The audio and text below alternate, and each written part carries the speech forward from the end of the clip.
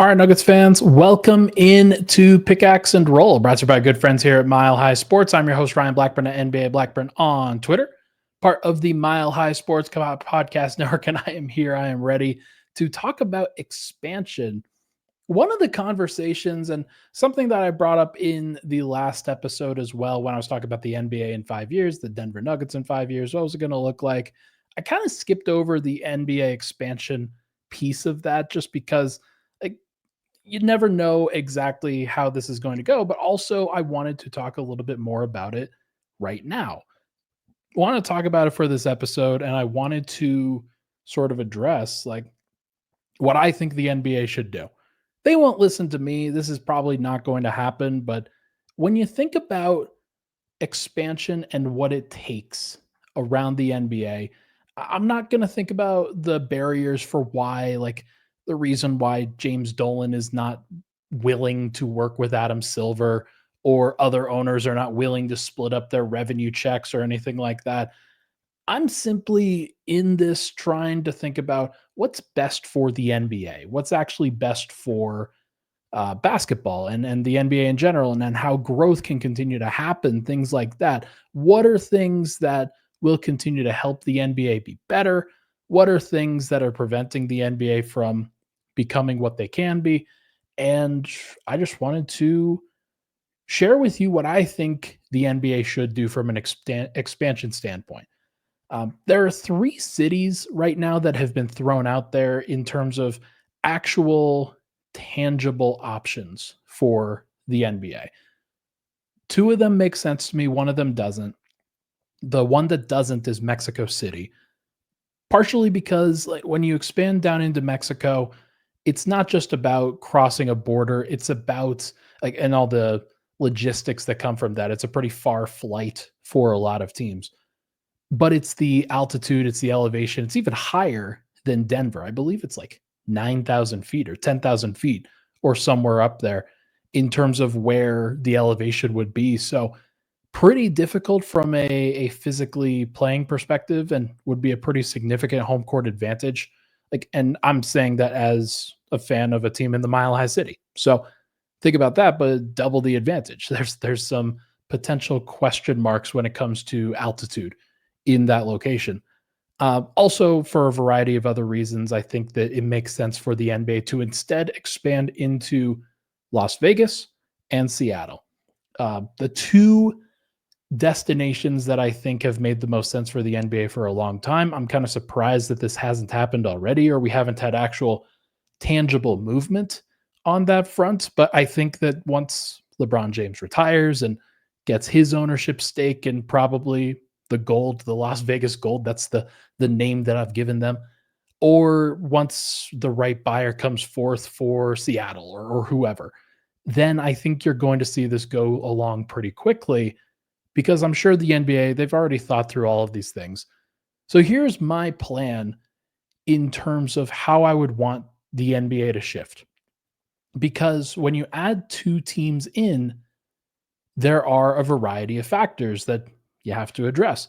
One is that conferences, especially if you're adding to Seattle and Las Vegas, would be unbalanced. There would be 17 Western Conference teams, 15 Eastern Conference teams.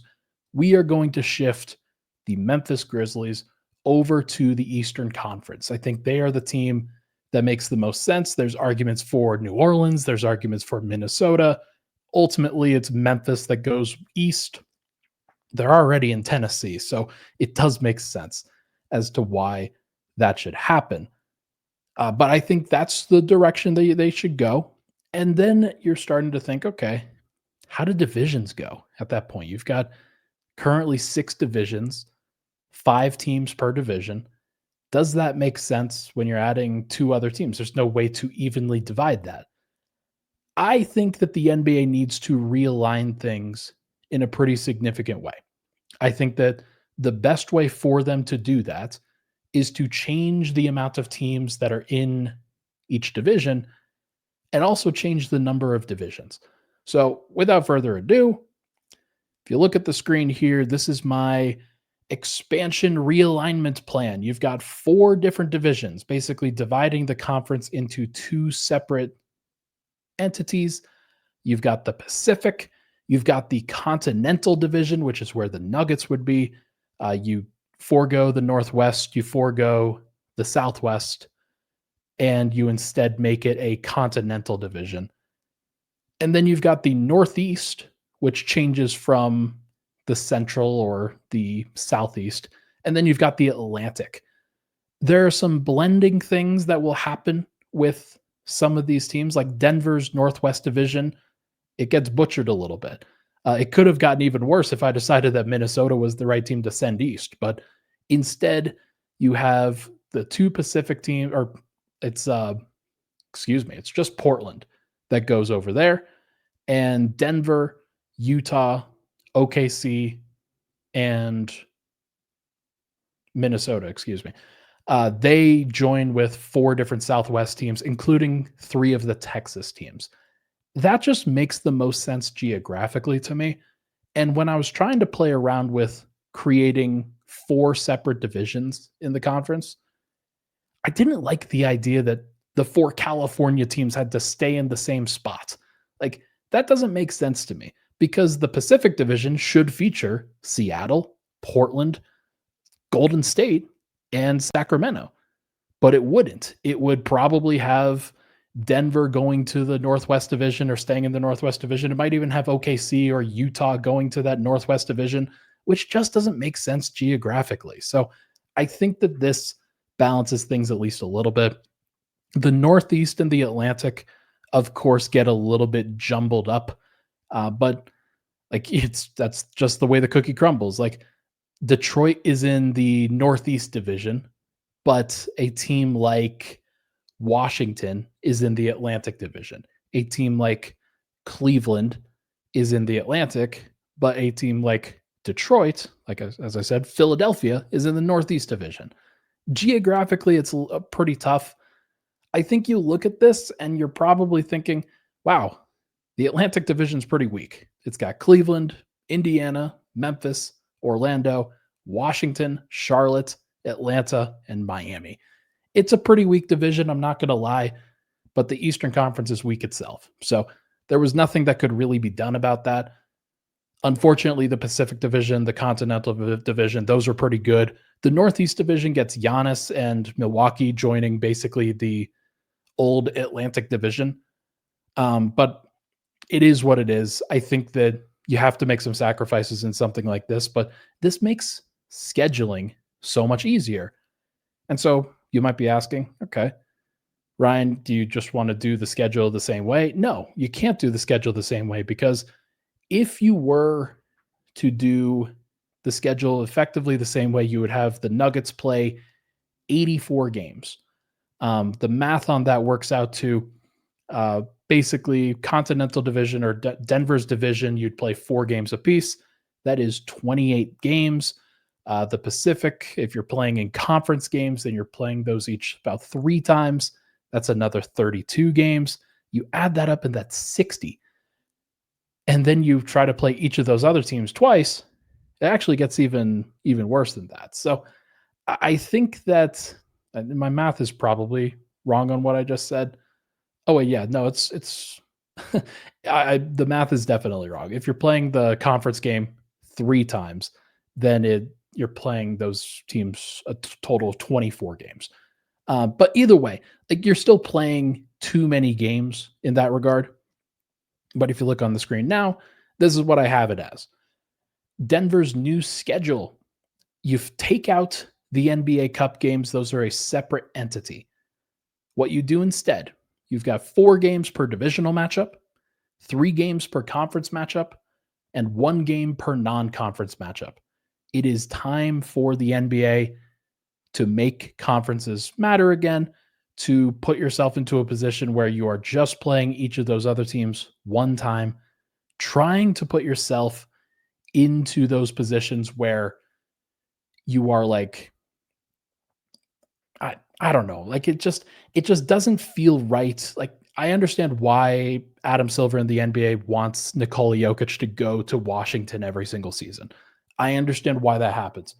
But like it's just not viable from a numbers standpoint. Like the way that I have designed this thing, It's a 78 game season, 28 division games, 24 conference games, 16 non-conference games, and 10 NBA Cup games. You still get to a 78 game schedule. And there's at least a possibility, if you're one of those like non-conference opponents, that you get to face Nikola Jokic or LeBron James or Steph Curry or one of the big box office draws for your team. But that's the real barrier between a lot of these owners and lowering the number of games in the schedule. Unfortunately for them, you have to lower the games. It's just a requirement. That's just how you have to do it. And if you're not doing it, then you're not like everybody's just going to start playing 88 games, 90 games, 96 games. It's just going to go up like crazy if you expand and if you're adding another couple of teams to the schedule. So you got to change something. And this is the way that I have it. I think that this makes sense. And I do think that Denver, in a division that features New Orleans, San Antonio, Houston, and then and Dallas, and then Minnesota, OKC, Utah. I think that's like the goal for that would be, hey, you win your division and you put yourself into a position where playoffs roll around, you're in a pretty good place. Rules for winning a division and like getting into the playoffs. The winner of the division gets a top 4 seed guaranteed in either the Pacific, the Continental, the Northeast, or the Atlantic. They get a top 4 seed. And I think they get at least home court advantage in one playoff series. So that what that would mean basically is that winning your division does matter. I think, especially if you are playing your teams, like your division teams, more than anything, more than anybody else in the league, I do think that the NBA should try to get that to a place where divisions do matter again. So that would be my plea. You still maintain conferences for the playoffs. You don't go to a non-conference playoff. I think that that's probably important given the scheduling concerns. Top 6 teams in each conference, they get their seeding guaranteed, and the play-in tourney stays the same. But if you have 16 teams per conference, 7 plays 8, 9 plays 10, loser plays the winner of that, you still have 6 teams that are on the out. And I think that that's better. Like, you don't want to include 11 and 12th seeds or anything like that because you start to dilute the product at least a little bit. But in the West, as you've seen, like some of those games, some of those play-in games could be really, really impressive and have a lot of talent. And the more teams you add to that, the more likely you're still going to have some pretty talented groups. So I do think it makes some sense to try to go to a format like this one. And I think that Denver would probably benefit from it. Just looking over some odds on the division for the NBA from FanDuel here. Let me see if I can pull it up now. I was trying to. Why is this not here? Either way, like I'll pull this up in the future as well. Actually, okay. So here's the thing. Right now, the Northwest Division winning odds, like OKC is still minus 370 to get the Northwest Division. Denver's plus 470 to get the Northwest Division.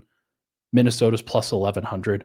Like, can you imagine what those odds would look like if you also threw in Houston, which is crazy. I know people are not necessarily thrilled about that idea, but I do think that it would make division races matter. And I do think that actually having more teams within your division, making those games exceedingly valuable would be massively important for whenever the NBA does ultimately expand, because you don't want to put it into more of like a general pool. Like, I don't think that that's the right goal for the NBA.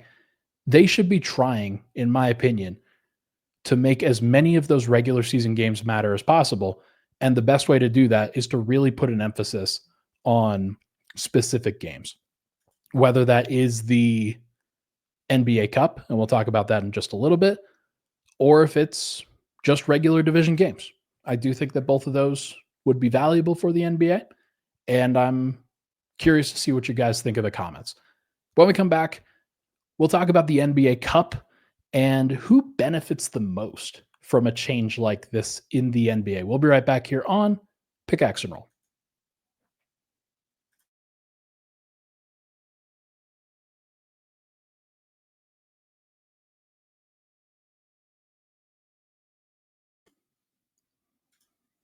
All right, we're back. Pickaxe and Roll, Ryan Blackburn here. Thank you so much for tuning into the show. Hit that like button, hit that subscribe button. Would really, really appreciate it. Right now on FanDuel as well, uh, the finals winners are all very interesting. But as I've mentioned before, I think I mentioned this yesterday, actually, or not yesterday, on Tuesday. I may not have. The NBA currently has like Cleveland at plus 260, New York at plus 270, Orlando at plus 500, and Atlanta at plus 900. Philly is at plus 1200 to win the Eastern Conference. And like, I just tend to think like, and expansion may not even help that, if I'm being honest. Like, that's one of the factors that you just have to understand with this is that like it's a long drawn out process. Of course, these Seattle and Vegas are not going to get easier. Like it's going to be very difficult for them in the Western Conference. But I kind of think that Memphis, if they were to go to the Eastern Conference, where would their odds be in like shifting over to the East? I think that that's kind of a fascinating discussion. If they were hypothetically in the Atlantic Division, like sure, Cleveland is a pretty tough opponent. Indiana is a pretty, actually, I'm looking at this now. Other than New York in the Northeast, I actually thought that the Northeast was tougher, but the Northeast might be the easy division. You've got a lot of mid teams, you've got a lot of options for other teams to kind of spring up and surprise. But it's actually relatively balanced and but still relatively weaker, I would guess, but not like horrible teams all throughout. Washington and Charlotte being in the Atlantic definitely hurts that. Um, so yeah, like there's some hope, I guess, but Memphis, I'm curious, do you guys think that Memphis would be happy with an alignment like this? Or would they be pissed that they go from the Southwest Division to the Atlantic Division in the Eastern Conference? Okay. As I mentioned in the updated schedule, you've got 28 games that are division games. You've got 24 games, 3 games per conference matchup that are in your conference. By the way, actually, before I move on quickly, you got the Seattle Supersonics logo. The thing that I put for Las Vegas is the Las Vegas Gold. AI generated. Sorry, I didn't want to do my own mock-up for the Las Vegas Gold logo, but I thought this one looked reasonably good for what the NBA would expect. And a roundel like that, it's got a chip in the middle of it. It's hard to tell from this distance, I think, but I think you could see that passing off as a pretty good NBA logo, I think. So you've got that. You've got the division games, you've got the conference games, you've got non-conference games. You have see a reduction in that, and then you see an increase in NBA Cup games, and I think that matters. I think that matters for a variety of reasons. Basically, it goes to a 68 game regular season, and then you've got 10 games for the NBA Cup. I think that matters for a variety of reasons. One is that it lowers the burden in the regular season for a lot of different teams. And for the Nuggets, they get, like, if they so choose, if they don't necessarily want to focus on the NBA Cup, if that's something that doesn't matter to them, then they can throw those games. Basically, it would be 6 group play games, 4 elimination games. If they didn't make the group final, the elimination play, then they would have 4 randomly assigned games. And what I came up with was this is like a developmental time for all teams around the NBA. And I think that makes some degree of sense because the season is so long, it's so arduous that putting something in the middle of it, rather than where the NBA currently has the NBA Cup, which is very much at the beginning, and then you're grinding until the All-Star break, and then you're taking a break. But like the NBA Cup, if teams are really trying hard for that, it's also a regular season game, so it has double importance. Whereas I think if you divide those two, you make it a 68 game regular season, and then you have teams pick or choose whether they want to really try for the NBA Cup. Maybe you come up with some benefits for that, or maybe it's just a mini tournament that happens and teams are excited to try it and they do it for the love of the game. Oh, and there's probably a big massive prize at the end of it. But the way that I have this is that the group assignments for group play would, like, every team would start playing against their group on January 15th and go through January 31st. You're basically playing your group 6 total times, 6 total games there, 8 groups. And if you're Denver, let's say you are the, like, okay, so OKC was the top rated continental team in this upcoming year. And then Houston was second. And then Denver was third. So Denver would then be in group 7, as you can see on this graphic that I'm currently showing on the screen. They would be in group 7 and they would face off against the 2nd seed in the Atlantic Division, the 6th seed in the Northeast Division, and the 7th seed in the Pacific Division. And so basically what that's meant to do is balance things out as much as possible. And then you get some randomness to this. And you actually can, like, it's more balanced, I think, than where the NBA Cup system is right now. And it's very much random. And that actually, like, makes it so that any of those teams that advance to their group, like, you don't necessarily have to have 4 West teams and 4 East teams advance out of these groups. You could have 6 West teams advance, or 5 West teams advance, or 2 West teams advance. It doesn't matter. But, like, I think this is a way more interesting layout. And what that would ultimately look like is, so January 15th to January 31st, you've got group play. February 1st to February 15th, you've got bracket play. And then after that, you take your All-Star break. And so if you are a veteran team and you are not in the NBA Cup final bracket, then what you've got is basically 3 weeks from February 1st to February 22nd to really chill out. During that time, the teams that don't make the NBA final or the NBA Cup elimination play, they would effectively use that time. They'd have 4 games during that stretch. It would be developmental play. It would not be something stressful. It would be something completely, like, relaxed. And if you're Denver, that's where you really play Deron Holmes a lot of minutes. That's where you get your two-way guys some time. That's where you get, like, hey, Hunter Tyson's not been in the rotation. You get Hunter Tyson out there. You showcase some things. And then, like, I'm not sure how it would affect the trade deadline around that time. I don't think you would necessarily want the trade deadline to impact bracket play. I kind of think that moving up the trade deadline from it's actually very funny. Like, maybe that's one of the reasons why the NBA has the NBA Cup where it is, because usually the trade deadline is around February 6th, February 8th, somewhere in that general range.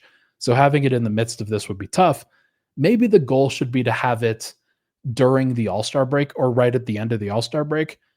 But the NBA is probably not going to want a whole bunch of news to take away from their NBA Cup, like, stuff. So I don't know. There's no easy solution to this.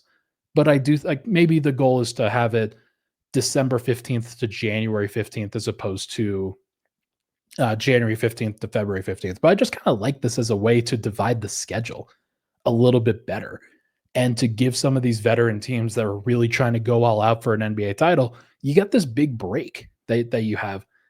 Maybe the goal should be to establish that a little bit earlier in the season, but I don't know. I like my scenario better. 2 ways that Denver or that the NBA can do this. Option 1 is the top 2 teams in each group make the cut. 16 total teams play a single elimination bracket. Each team plays 4 games. You still do the, like, randomly generated 4 games for each of those other teams in a developmental format.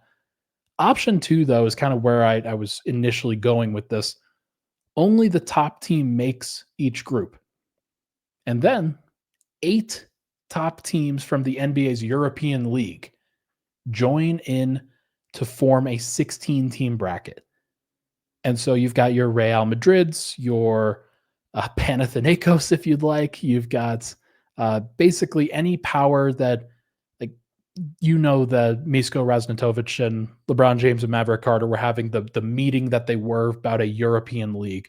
There was subsequent news that came out that Adam Silver also went over and talked to people in Great Britain. No, that's not right. England. I talked to somebody in England. I think he talked to somebody in France, and he's having these other meetings as well. And so I kind of think, hey, if that is actually going along, then maybe what the NBA does is they only have the top 8 NBA teams make it. You throw in the other top 8 NBA team or top 8 EuroLeague or European teams in there, and then you do a 16-team single elimination bracket that way. That's one way to integrate both of those leagues together in an NBA Cup environment where it is not it's a good showcase, but it's not something that really matters for the NBA's end product. It's just something different. It's something interesting. And so maybe what I'm talking about is two separate things. Maybe it's the NBA Cup is one thing, and then the European NBA Invitational is another thing. But this was one option to kind of fold those two things together. And it would be interesting. I think, like, if you were an NBA fan and you're curious about, okay, how good are these European teams actually? Hey, LeBron James is playing for Real Madrid. Why is LeBron James playing for Real Madrid? Okay, yeah, he's 45, but like, I'm curious to see, could they win a single elimination game against an NBA team? Especially if they start to get some more NBA talent, if the NBA is subsidizing this thing or really just like putting a lot of investment into it. Like, it wouldn't surprise me if that became something that was a little bit more competitive. So I kind of think that it would be fun. It would be interesting. It would be different. It would be dynamic. And I think I'd be speaking to what Adam Silver would want. I'm not sure if traditionalists for the NBA would ever go for something like this, would ever go for this kind of realignment, would ever go for this NBA Cup focused schedule where you've got only a 68 game regular season, 10 NBA Cup games. Like, is that good? I don't know, but it's fun. It was interesting for me to do. It was interesting for me to generate. And I'm curious what you guys think of the comments. Like, is this something that would be fun? Is this something that would be interesting? Who benefits most from these changes? Like, from an NBA perspective? I don't know. I don't know what it would look like from a expansion standpoint. It's like one thing that we could talk about and probably talk about next week is what would an expansion draft look like? Like, doing a hypothetical expansion draft for all of these different teams would be kind of fun. But yeah, that Northeast division is a little bit weak going forward in like 3 to 4 years. Denver would be one of the, like, not the weaker teams, but like as Jokic continues to age, as he continues to get a little bit worse, OKC and San Antonio with SGA and OKC, and then Wemby in that division would be wild. You've also got Anthony Edwards as a young star in that division. So, and then Houston as they continue to try to get better. So it'd be tough. Like, Denver would have their stuff cut out for them. Like, there's no doubt about it. But I do think that something like this should be in the NBA's future. It's not maybe it's not this exactly, but something like this is probably going to happen as the NBA continues to, like, try to get more creative, try to involve more of an audience, a different audience, and then hopefully looping in the European audience as much as possible, trying to really have some investments there that might actually impact the NBA itself. What better way than having an actual kind of international competition? One of the things that you could do for the NBA Cup is you don't just have to have it in Vegas. You could have it in Spain. You could have it in Paris. You could have it like wherever some of these major programs are. I think that would be fun. Like, the O2 Arena in London would be kind of wild. But like, wouldn't that be a crazy trip for people to take NBA related? We to go across the country, or not even across the country, like across the world to go watch a basketball tournament? That'd be fun. I could see that being really, really interesting. So let me know down in the comments what you think, what you would like from something like this. Is Denver screwed by what I just put together? Who knows? That is going to do it for this episode of Pickaxe and Roll, brought to you by our good friends here at Mile High Sports. Thank you so much for tuning into the show. Hit that like button, hit that subscribe button on the way out. I will talk to you guys very soon.